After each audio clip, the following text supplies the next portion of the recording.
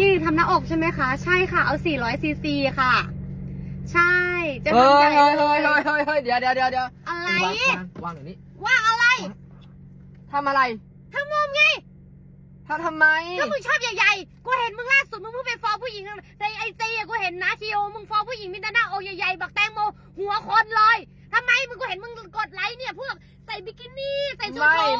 เธอบอกว่าเธอไม่ชอบแล้วเธอไปกดไลค์ทำไมถ้าเธอบอกไม่ชอบเธอไปฟ้องทำไมและเธอเลื่อนไปหัวนมปึ๊บ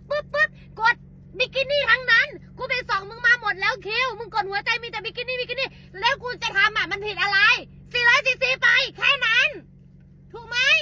เที่ยงสิแชร์มึงก็แชร์ผู้หญิงนมตัวใหญ่เข้าสตอรี่กูเห็นมึงนะกูเห็นหมดทุกอย่างเพราะฉะนั้นกูก็มีสิทธิ์ที่จะทำได้ถูกไหม